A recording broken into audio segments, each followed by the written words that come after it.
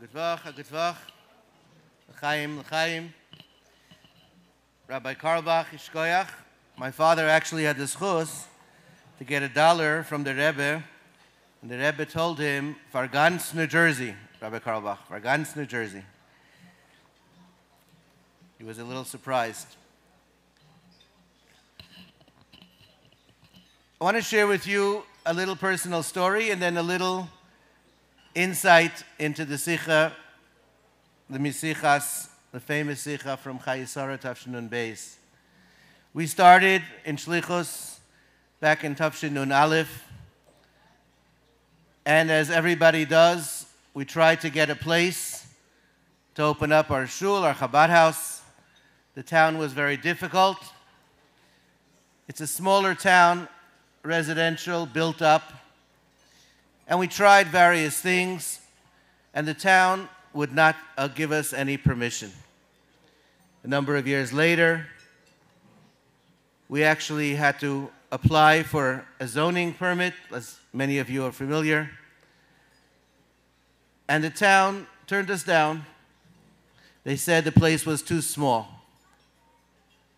The township ordinance requires a certain size minimum. We were not in the minimum. So we moved to another place, and we tried there, and the town turned us down. It was bigger. A few years later, we tried again, back at the original place with a different plan, and the town turned us down.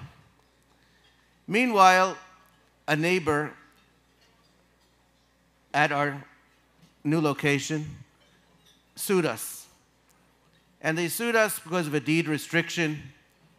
You're not allowed to have a shul there. You're not allowed to have a business according to the restriction. We fought it in court for years. Years means like almost 5 years. And we lost. We didn't know what to do. And then this neighbor was nifter. He died. Not a Jewish guy. He died. So you know what we did? We bought his property. And his property with our property is exactly what we need to open up a shul according to all the laws. And we've just finished, as I stand here, we've just finished getting approvals for a 30-year process. We got the Rebbe's bracha b'chsav back in Tafshin Nun Aleph a number of times. But it took us 30 years with small plans and larger plans and going back to the small plans, reworking the small plans.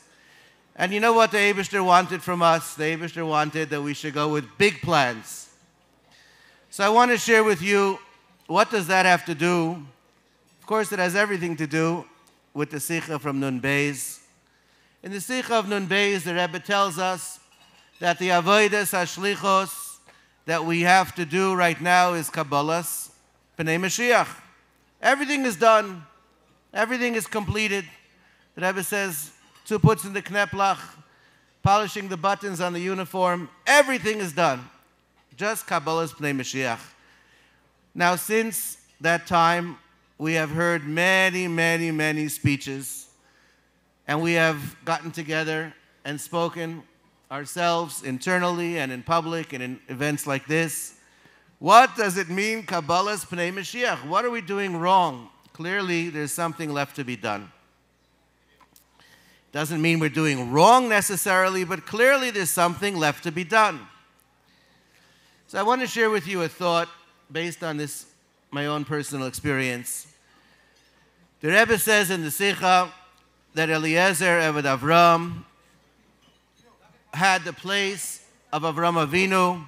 The Rebbe makes the point that he gave him a shtar, he gave him a document. And in the document, all of Avram Avinu's property, all of his wealth, the Rebbe says Avram Avinu was a very wealthy man. All of his wealth was in Eliezer's hands. The Rebbe says he could have torn up the document if he wanted to.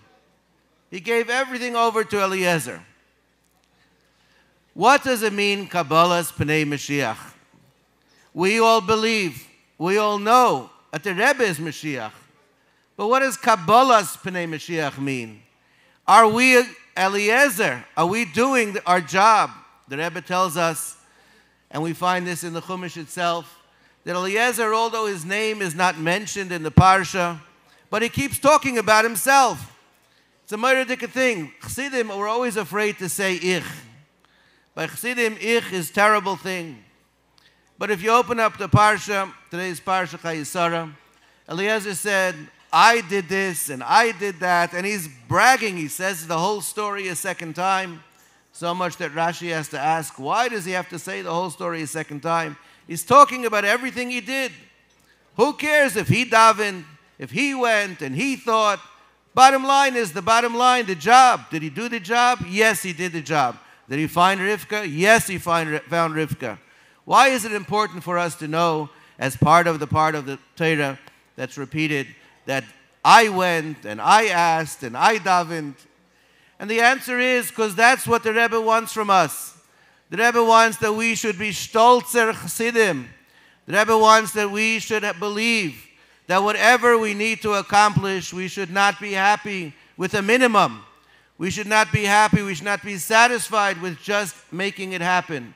We should do it as if the Rebbe literally was standing there. And I once heard the Rebbe said, if you could bang on the table and get $1 million, and you could bang on the table and get $2 million, banking and getting 1 million is not enough. And we all know this. The Rebbe wants from us that we should feel not only that we have to do our job, and we did our job, but we are doing the job in a Rebbeische Oifen, the way the Rebbe wants to do the job. And that's Kabbalah's Pnei Mashiach. Kabbalah's Pnei Mashiach means, if Mashiach is really here, why are we happy with morsels? Why are we happy with seconds? Why are we happy with minimums? If Mashiach is really here, if we believe that Mashiach is really here, 100% should be the minimum. 200% should be the goal, and 1,000,000% should be what Mashiach gives. Science says quantum leaps, not beseder v'hadraga, not according to our expectations. So I want to conclude and give each of us a bracha, that in fact we should have the vision to think big, to dream big. Our balabatim should agree with that vision. And I believe that if we really believed it ourselves, our balabatim would believe it too. And Kabbalah's Pnei Mashiach really therefore means the Rebbe wants. The question is, do we want? The Rebbe is giving koiches. The question is, are we ready to accept those koiches? Are we ready to do what it takes? Or are we sort of nechbel hakelim? Are we a little bit shy? Rebbe, I'm not so great. No, the Rebbe says, you are my shliach. You are my Eliezer of Avram. I'm giving you not part of my property, not part of my assets. I'm giving you every single thing I have. And this is the Sikha from Nun Beis, and of course it's also the Basi Lagani Maimer at length. So I give each of us a bracha, and of course myself included, I should live up to all these words, and we should all be zeicha right away, that the Rebbe should be proud of us, and we should be able to be megashem the Rebbe's chaloimis, the Rebbe's wishes, the Rebbe's ratzon. L'chaim.